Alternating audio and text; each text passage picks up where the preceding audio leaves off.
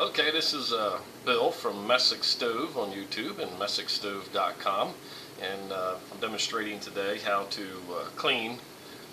do a complete cleaning of the EnergyMax 160 stove from DNS Machines, and also this is very similar stove to the EnergyMax 110, and if you really want to think about it, it's very similar to the ComfortMax 75, except the ComfortMax 75 has the cast iron wall in the back, where the 110 and the 160 has the cast iron wall on the right hand side, which you're looking at now here.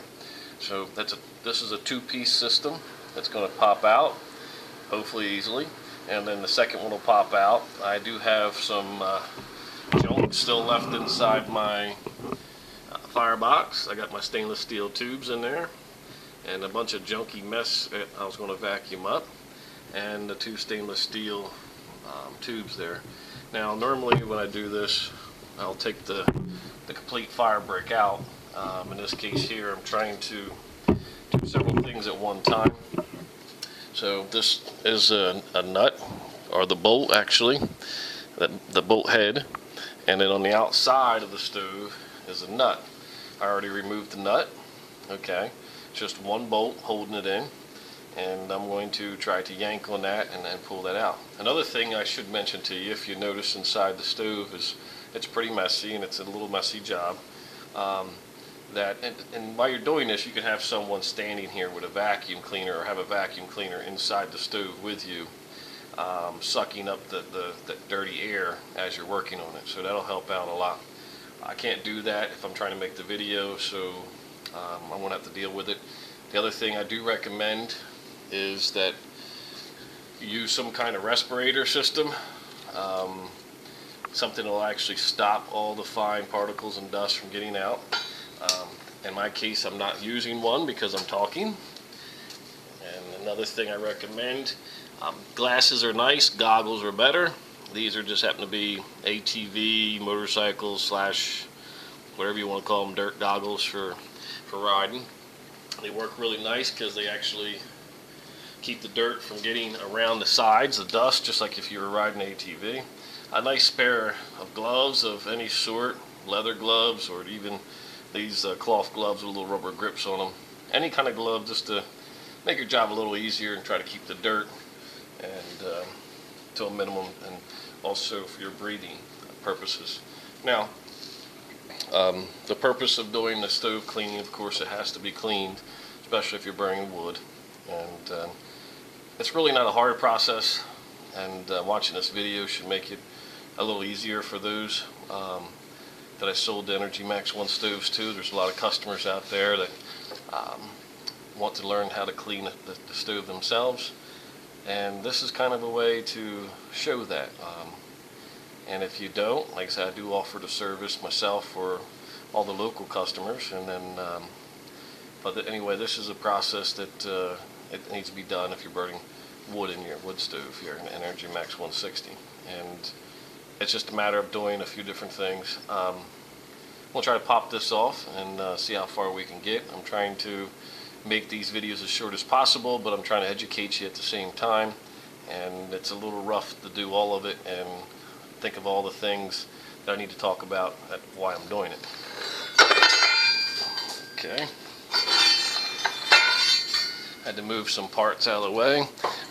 In this case here, I'm also going to take these stainless steel tubes out. They're also going to be cleaned.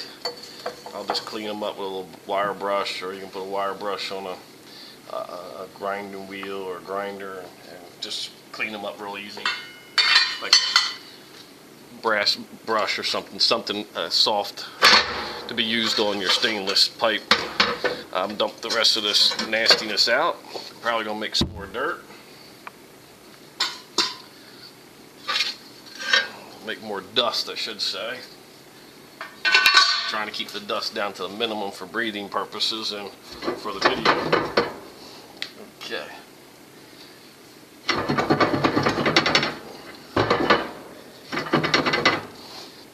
It's giving me a little bit of a hard time, and it's kind of hard to do it with the camera here, so I'm going to try to do it with the camera on, and if not, I'm going to have to turn it off and then try to show you after effects here.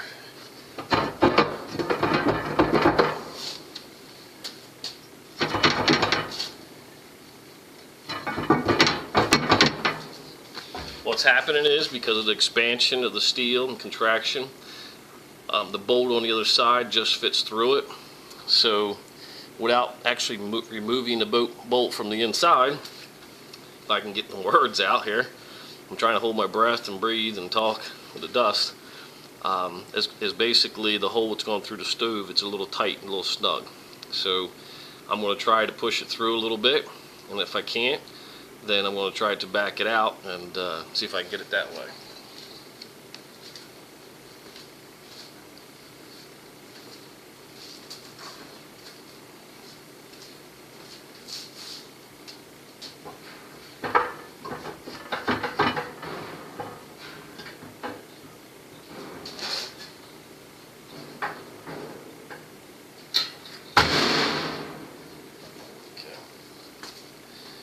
Seems like it doesn't want to give too easy.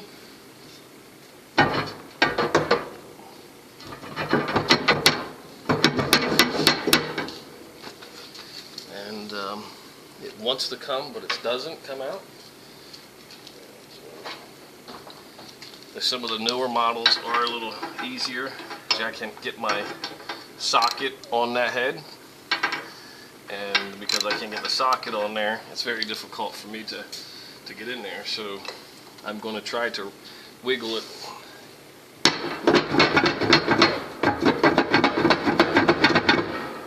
Do apologize for the noise.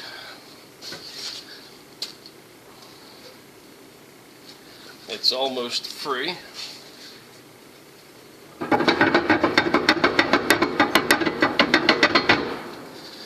But almost doesn't count, does it?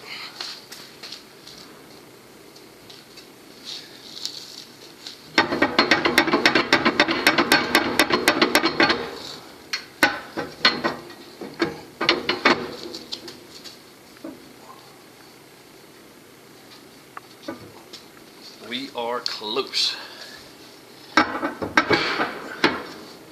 Except I think I just pushed it back in. Yeah. Hold on 1 second.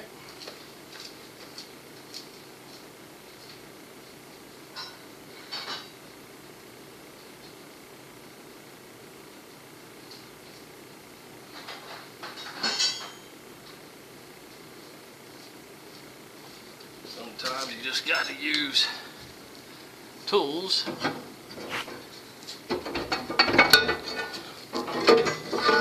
Just pried it out, and there's the one piece. Okay, I'll show you these once I get them out. Now you can see inside there's a circulator tube. The other cast iron plate out.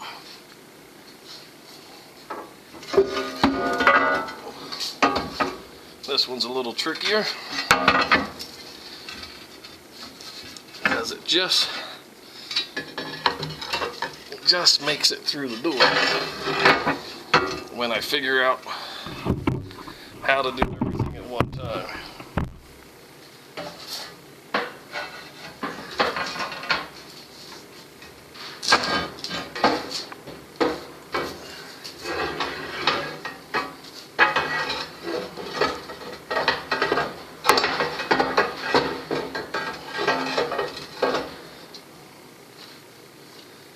Looks like it. Let's go. There, we got it out. See what it looks like on the inside. There's the tubes, all the way to the ceiling, and all the way down. And like I said, you can see. Apologize again for the beating of the camera. Trying to get you to see down inside. All that nastiness needs to be filled or cleaned out. That's filled up. And here's the cast iron wall that's inside, 2 plates.